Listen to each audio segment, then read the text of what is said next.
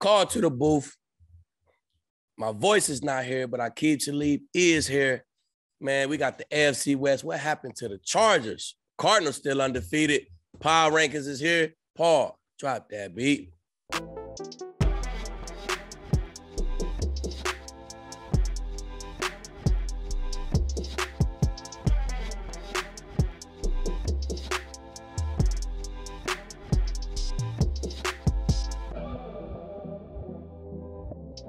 Harrison Sanford, Aqib Talib, the Denver Broncos playing on a Thursday night. So we're going to open up our altitude audience to the usually what we do on our show on a Wednesday where we break down the entirety of the league. But just for you guys, obviously, we'll break down the AFC West. Aqib is playing hurt today, but shout out for still making it to the show. We'll talk about the Broncos in a moment. But first, we got to talk about a team that seemed to be leading their division, the Los Angeles Chargers, but got smacked all around the field against the Baltimore Ravens. Aqib, what happened? It's the NFL, Harrison, man. As soon as you crown somebody and they look like they can do no wrong, they show up, play a team like the Ravens, man, and really can do no right? So I think the Ravens just got after them on defense, man. They confused them. They lined all them guys up in all the gaps, all the double A gap blitz. They dropped out. They blitzed them. They just got at him, man. He never really got in that rhythm like he been in. Every week you seen Justin in that rhythm. They didn't let him get in that rhythm and kept pressure on him all night. So, I don't know. Might be a little blueprint, Harrison. I don't know. For sure. And a lot of teams might not have that personnel like the Baltimore Ravens do. They were able to bring back Jimmy Smith. So that does change some things for the defensive coordinator and the defense there. One more thing about those Los Angeles Chargers. Brandon Staley seems insistent on going forward on fourth down. 4th and 2, 4th and 12, 4th and 8, regardless of where they are on the field. Just your thoughts as you saw some of those fourth down attempts that did not go right this time. Well, I mean, it worked for him before. And, he got patted on the back for it. So it went against him, worked against him this time. And people kind of own him for it. So, it's the way he played. That's his style of playing. It's going to work sometimes. You can't expect it to work all the times, but he just better hope it's working at the right time. It didn't work on Sunday, but might work again in the future. I don't think he's going to stop anytime soon, so we'll see. So the Raiders go into Denver, get an impressive win after their head coach, John Gruden, resigns. We're going to talk about the Raiders and their chances to win this week against the Philadelphia Eagles in our Best Bets fantasy football type of show. What did you take away from what the Raiders were able to do against the Broncos? Because we thought they were done. Yeah, I thought they were done. I did. And I still, honestly, I think, they came out with the it was hype, man. I think they kind of rallied behind Rich, the intern head coach. I think they rallied behind Rich Bisaccia. And, they came out with a lot of energy, man. The Broncos just played bad. I honestly think the Broncos, they gave up a bunch of deep balls, man. The rush really wasn't there.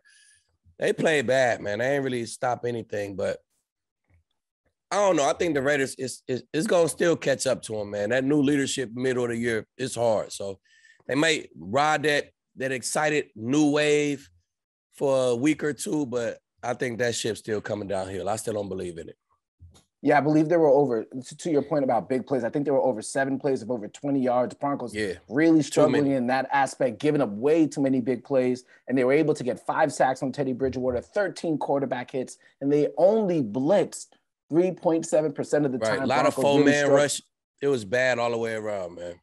All the way around for the Broncos. We'll have to talk about them and really evaluate them as we go on after this Thursday night football game. And then so before we get out of here and talk about our no-fly zone rankings, the Kansas City Chiefs still had their turnovers. Patrick Mahomes still turning over the ball. Tyreek Hill still not helping his quarterback by catching the ball, but able to get a win and have an easy schedule relatively coming up. Titans, Giants, Packers, Raiders, Cowboys. Actually, now that I think about it, maybe not so easy. What are your thoughts on their win against the Washington football team? Well, that schedule definitely not getting no easier. Remember, we talked about it before. I talked about how they started this season and the teams they played against. I said they started in the playoffs with the Browns and the Ravens and the Chargers. Like, y'all started y'all season playing against the playoff teams, but this thing ain't getting no easier for the Chiefs. But I don't know. I'm a believer in the Chiefs, man, because bad as they played against Washington, they still came out and scored 35 points or 33 points or something and got a win on the road. So I think they just getting it all out their system right now, man. If they get that thing rolling in December, they'll be just fine. The Chiefs not making an appearance in your no-fly zone rankings. The Broncos used to be at the very top of those.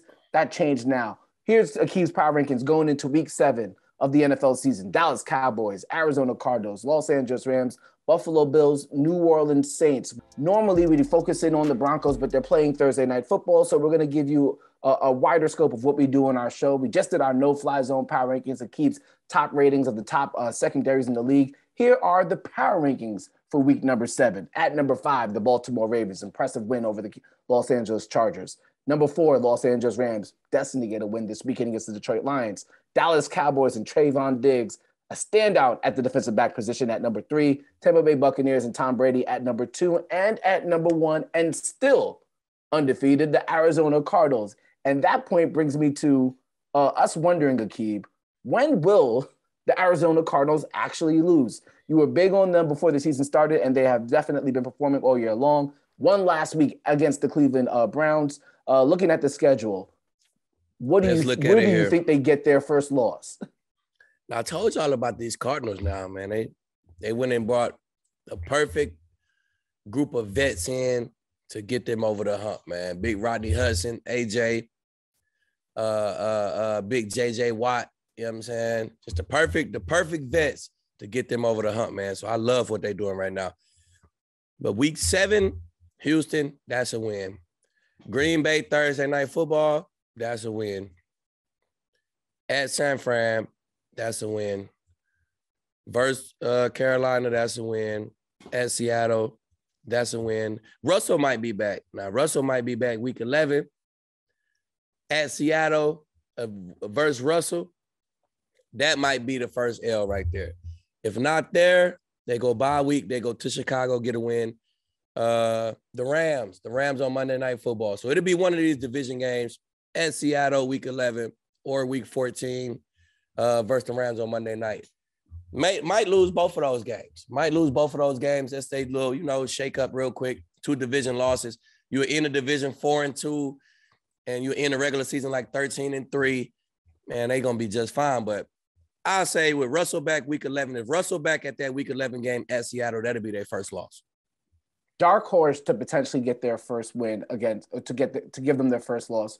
Week 10 against Carolina, Stephon Gilmore, if he's in that lineup, if Christian McCaffrey is back is he supposed to be in the lineup? Christian McCaffrey should be there because he's on the short-term IR. See, I don't know what's going on with Gilmore. I ain't heard nothing. I don't really know what the issue is there. Looking around the league, we have to focus in on the top A-plus matchup between a wide receiver and a defensive back. We saw what the Baltimore Ravens were able to do against Justin Herbert, Mike Williams, Keenan Allen, and the Los Angeles Chargers.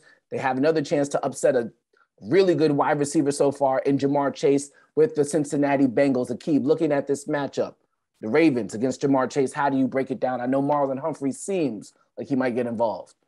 Yeah, definitely. I think Marlon Humphrey will definitely shadow Jamar Chase. And it'll be a good matchup, but it's going to be harder to confuse. It's going to be harder to confuse Cincinnati, that offense, and Burrow, because I think their scheme is just a little simpler. Their passing game is not as complex as the Chargers, so you're going to have to stop Jamar Chase from getting behind you, man. So that's going to be hard to do. I'm going to ride with Chase, though, man. I think he will get the shadow from Humphrey, and nobody ain't stopped him yet, Harrison. I don't like nobody to stop him this week neither, man. So I'm riding with Chase. I think he do his thing, but I like the Ravens to take the game. But I think Chase put his numbers up for sure. When we come back next week, we'll break down the game against the Cleveland Browns, and we'll look ahead to that home matchup against the Washington football team. I'm Harrison Sanford. That's Aqib Talib. We'll see you next time.